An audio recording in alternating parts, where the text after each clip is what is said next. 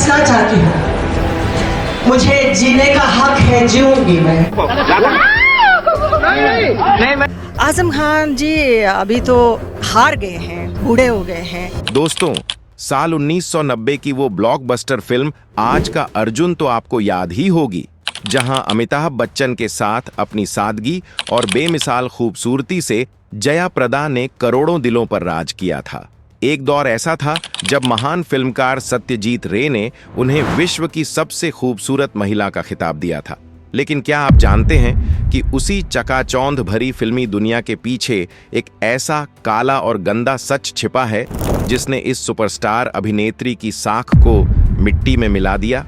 आज के इस विशेष एपिसोड में हम जया प्रदा की उस अनकही और दर्दनाक कहानी को डिकोड करेंगे, जिसे जानकर आप दंग रह जाएंगे।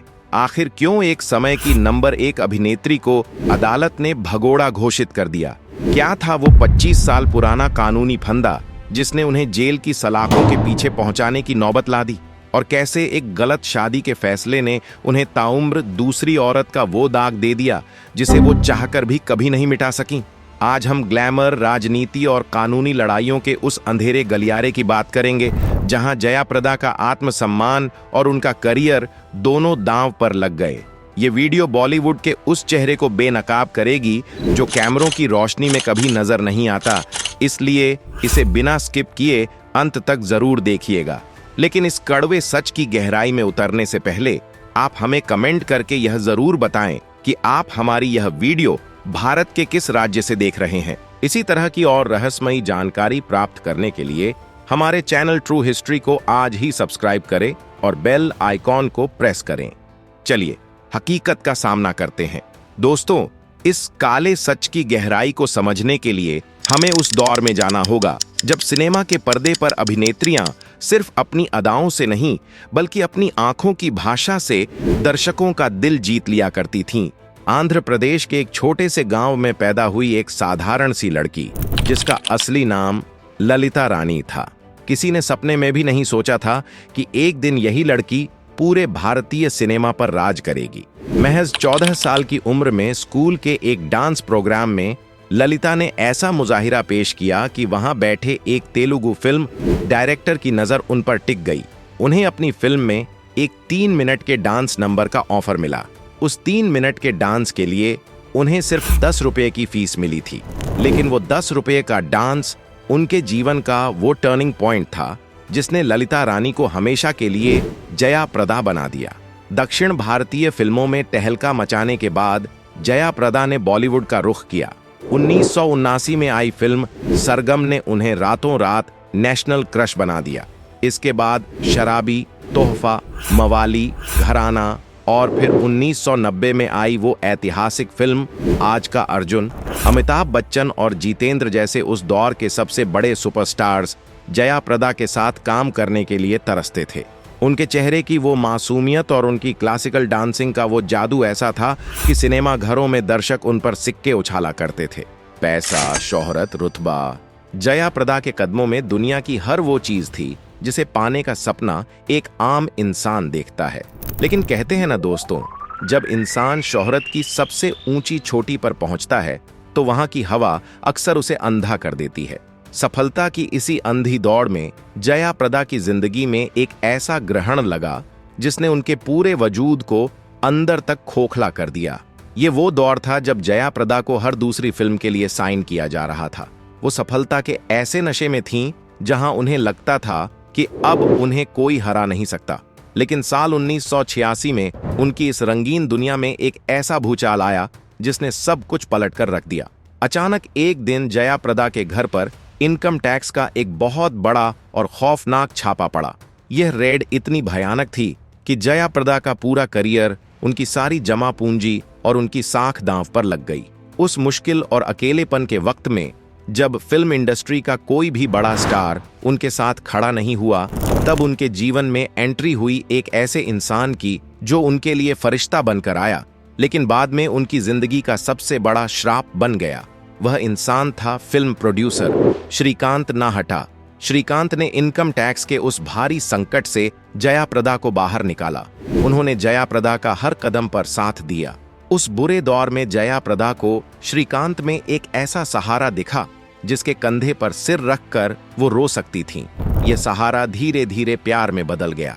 लेकिन दोस्तों, इस प्यार की बुनियाद एक बहुत बड़े पाप और झूठ पर टिकी थी।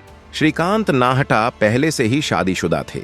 उनकी एक पत्नी थी जिसका नाम चंद्रा था और श्रीकांत 3 बच्चों के पिता भी थे। लेकिन प्यार में अंधी हो चुकी जया प्रदा ने दुनिया के हर नियम, हर उसूल और समाज की हर मर्यादा को ताक पर रख दिया। 1986 में जया प्रदा ने श्रीकांत नाहटा से गुपचुप तरीके से शादी रचा ली।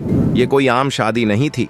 श्रीकांत ने जया प्रदा से शादी तो की, लेकिन अपनी पहली पत्नी चंद्रा को तलाक दिए बिना। जरा सोचिए दोस्तों, एक सुपरस्टार अभिनेत्री जिसके आगे पूरी दुनिया सिर झुकाती थी, उसने एक ऐसे आदमी से शादी कर ली जो कानूनी और सामाजिक रूप से किसी और का था। यह वो फैसला था जिसने जया प्रदा के माथे पर एक ऐसा कलंक लगा दिया जो आज तक नहीं धुल सका है। जैसे ही इस शादी की खबर बॉलीवुड और मीडिया के गलियारों में फैली, पूरे देश में भूचाल आ गया। जो जनता कल तक जया प्रदा को देवी की तरह पूजती थी, आज वही जनता उनके पोस्टरों पर कालिख पोतने लगी। अखबारों के पन्नों पर जया प्रदा को घर तोड़ने वाली चुड़ैल और दूसरी औरत जैसे भद्दे और कड़वे शब्दों से नवाजा जाने लगा। बॉलीवुड के रूढ़िवादी समाज ने जया प्रदा से किनारा करना शुरू कर दिया। उनके हाथ से कई बड़ी फिल्में निकल गईं, लेकिन सबसे बड़ा दर्द उन्हें अपने खुद के घर में मिला। श्रीकांत नाहटा ने जया प्रदा से शादी तो कर ली थी, लेकिन वो कभी अपनी पहली पत्नी और बच्चों को छोड़ नहीं पाए। जया प्रदा को कभी श्रीकांत के घर में पत्नी का वो असली और कानूनी दर्जा नहीं मिला जिसकी वो हकदार थीं। वो एक ऐसे महल में कैद हो गई थीं जहां सुख सुविधाएं तो बहुत थीं, लेकिन सम्मान बिल्कुल नहीं था। जया प्रदा का दर्द यहीं खत्म नहीं हुआ। हर औरत का सपना होता है कि वो एक दिन मां बने, अपने बच्चे को जन्म दे, लेकिन जया प्रदा को यह सुख भी नसीब नहीं हुआ। दूसरी पत्नी होने का दर्द और औलाद का सुख न मिल पाने की टीस उन्हें अंदर ही अंदर तिल तिल कर मारने लगी। जब उनके सब्र का बांध टूट गया, तब उन्होंने अपने अकेलेपन को दूर करने के लिए अपनी ही सगी बहन के बेटे को गोद लिया और उसे अपना नाम दिया।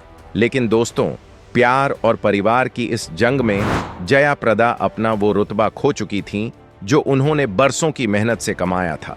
जब सिनेमा के दरवाजे उनके लिए बंद होने लगे, तो अपनी खोई हुई साख और ताकत को वापस पाने के लिए जया प्रदा ने एक ऐसा खतरनाक कदम उठाया जिसने उन्हें एक नई और खौफनाक दलदल में धकेल दिया। उन्होंने कदम रखा राजनीति के उस गंदे और खूनी अखाड़े में, जहां उन्हें वो जिल्लत सहनी पड़ी जिसके बारे में सुनकर आज भी रोंगटे खड़े हो जाते हैं। दोस्तों, जब बॉलीवुड के दरवाजे जया प्रदा के लिए बंद होने लगे और दूसरी पत्नी के उस कलंक ने उनकी रातों की नींद छीन ली, तब उन्होंने अपनी ताकत वापस पाने के लिए एक नया रास्ता चुना। उन्होंने सिनेमा की उस चकाचौंध को छोड़कर एक ऐसे अखाड़े में कदम रखा जहां सिर्फ ताकत, पैसा और गंदी राजनीति का बोलबाला था। साल 1994 में जया प्रदा ने तेलुगु देशम पार्टी का दामन थामा और बाद में चंद्रबाबू नायडू के साथ हुए भारी मतभेदों के चलते उन्होंने समाजवादी पार्टी का हाथ पकड़ लिया। यहीं से शुरू हुआ जया प्रदा की जिंदगी का वो काले से काला और सबसे खौफनाक अध्याय, जिसे याद करके आज भी उनके रोंगटे खड़े हो जाते हैं।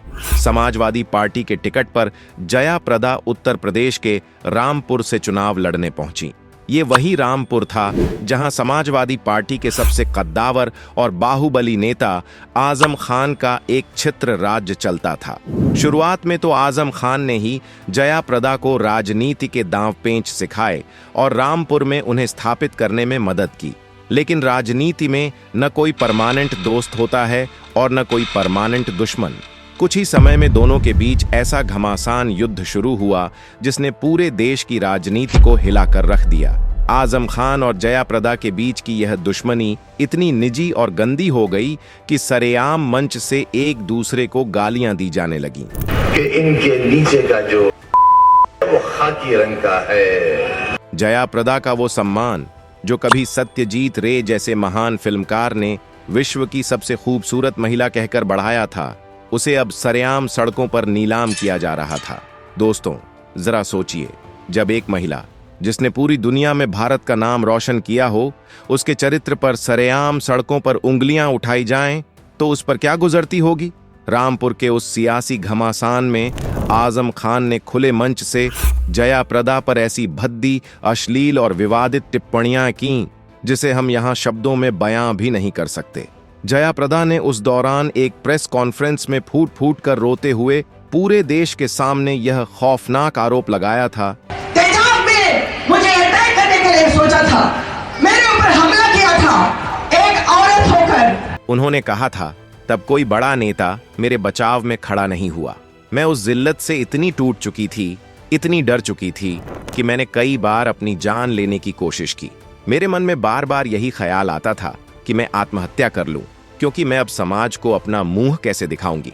अमर सिंह, जो उस वक्त समाजवादी पार्टी के एक बड़े नेता थे, वही एकमात्र इंसान थे जो जया प्रदा के समर्थन में आजम खान से भिड़ गए थे। अमर सिंह के साथ उनकी नजदीकियों को लेकर भी समाज ने उन पर कीचड़ उछालने में कोई कसर नहीं छोड़ी।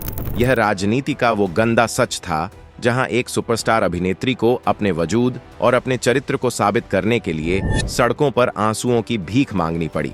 लेकिन दोस्तों, किस्मत को अब भी उनका इम्तिहान लेना और बाकी था। राजनीति में मिली इस जिल्लत के बाद जया प्रदा पर कानून का एक ऐसा फंदा कसा जिसने उन्हें अर्श से उठाकर सीधे जमीन पर पटक दिया। जया प्रदा ने सोचा था कि शायद राजनीति से संन्यास लेने के बाद उनकी जिंदगी में शांति आ जाएगी, लेकिन उनके कर्म और उनके पुराने फैसले अब उनका रास्ता रोक कर खड़े हो गए थे। यह कोई आम विवाद नहीं था, यह एक ऐसा काला सच था जिसका संबंध उनके खुद के पैसों और उनके थिएटर के गरीब कर्मचारियों से था। अगस्त 2023 की वो तारीख जब चेन्नई की एक अदालत ने एक ऐसा फैसला सुनाया जिसने पूरे बॉलीवुड और राजनीतिक गलियारों में हड़कंप मचा दिया। दोस्तों, क्या आप यकीन करेंगे कि आज का अर्जुन की वो करोड़पति हीरोइन जया प्रदा आज 6 महीने के लिए जेल की सलाखों के पीछे जाने की कगार पर खड़ी है। जी हाँ, चेन्नई कोर्ट ने जया प्रदा को 6 महीने की जेल और 5,000 रुपये जुर्माने की कड़ी सजा सुनाई। आखिर क्यों? क्या था वो 25 साल पुराना पाप? दरअसल जया प्रदा और उनके बिजनेस पार्टनर्स राम कुमार और राजा बाबू चेन्नई में जया प्रदा थिएटर नाम का एक आलीशान सिनेमा हॉल चलाते थे।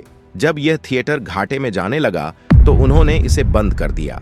लेकिन यहाँ एक बहुत बड़ा और शर्मनाक घोटाला हुआ। थिएटर में काम करने वाले जो गरीब कर्मचारी थे, उनकी सैलरी से ESI का पैसा हर महीने काटा गया, लेकिन वो पैसा कभी भी सरकारी फंड में जमा ही नहीं किया गया। यानी उन गरीब कर्मचारियों की मेहनत की कमाई जो उनके बुढ़ापे और इलाज का सहारा थी, उसे जया प्रदा और उनके पार्टनर्स ने डकार लिया। जब कर्मचारियों ने ESIC से शिकायत की तो 25 साल लंबी एक दर्दनाक कानूनी लड़ाई शुरू हुई। जया प्रदा ने कोर्ट में यह सफाई दी कि वो कर्मचारियों का सारा पैसा ब्याज समेत लौटाने के लिए तैयार हैं और उन्होंने केस वापस लेने की गुजारिश की। लेकिन सरकारी ESIC के वकील ने इसे एक गंभीर आर्थिक अपराध माना और कोर्ट ने उनकी हर दलील को खारिज कर दिया। कोर्ट ने साफ कर दिया कि आप चाहे कितने भी बड़े सुपरस्टार हों, अगर आपने गरीब मजदूरों का पैसा खाया है तो आपको सजा भुगतनी ही पड़ेगी। जेल की इस सजा ने जया प्रदा की उस बची खुची इज्जत को भी तार तार कर दिया। लेकिन काले सच की यह किताब अभी पूरी नहीं हुई थी। चेन्नई कोर्ट के फैसले के कुछ ही महीनों बाद, यानी फरवरी 2024 में, उत्तर प्रदेश की एक अदालत ने जया प्रदा के माथे पर एक ऐसा कलंक लगा दिया जो शायद भारत के सिनेमाए इतिहास में किसी भी अभिनेत्री के लिए सबसे शर्मनाक बात होगी। रामपुर की अदालत ने 2019 के लोकसभा चुनाव के दौरान आचार संहिता उल्लंघन के 2 पुराने मामलों में जया प्रदा को भगोड़ा घोषित कर दिया। हाँ दोस्तों, आपने बिल्कुल सही सुना। कोर्ट ने जया प्रदा के खिलाफ गैर जमानती वारंट जारी किया था। बार बार समन भेजने और पुलिस की दबिश के बावजूद जया प्रदा न तो कोर्ट में पेश हो रही थीं और न ही पुलिस उन्हें ढूंढ पा रही थी। पुलिस अधीक्षक को एक स्पेशल टीम बनानी पड़ी ताकि इस फरार अभिनेत्री को ढूंढकर अदालत में पेश किया जा सके। जरा सोचिए, वो महिला जिसके एक इशारे पर कभी करोड़ों की भीड़ पागल हो जाती थी, आज वही महिला पुलिस और अदालतों से छिपती हुई एक भगोड़े की तरह जिंदगी जीने पर मजबूर हो गई। यह उस इंसान का पतन था जिसने अपने करियर के सबसे ऊंचे शिखर पर बैठकर कुछ ऐसे फैसले लिए जिनकी कीमत उसे बुढ़ापे में इस तरह जलील होकर चुकानी पड़ रही है। दोस्तों, जया प्रदा की यह पूरी कहानी किसी रोंगटे खड़े कर देने वाली सस्पेंस ट्रेजेडी फिल्म से कम नहीं है। जरा सोचिए, ये कितनी बड़ी विडंबना है। जो चेहरा कभी 90 के दशक में करोड़ों भारतीयों के बेडरूम और सिनेमा घरों की शान हुआ करता था, वही चेहरा आज पुलिस के वांटेड पोस्टरों और कोर्ट की फाइलों में एक भगोड़े के रूप में दर्ज हो गया है। कैमरे की रोशनी और तालियों की गड़गड़ाहट के पीछे अक्सर एक ऐसा अंधेरा छिपा होता है जिसे एक आम इंसान कभी नहीं देख पाता। जया प्रदा के पास वो सब कुछ था, बेतहाशा दौलत, बेशुमार हुस्न और एक ऐसा स्टारडम जिसे पाने के लिए लोग अपनी जान तक दे देते हैं। लेकिन अंदर से उनकी जिंदगी एक खोखले मकान की तरह ढह चुकी थी।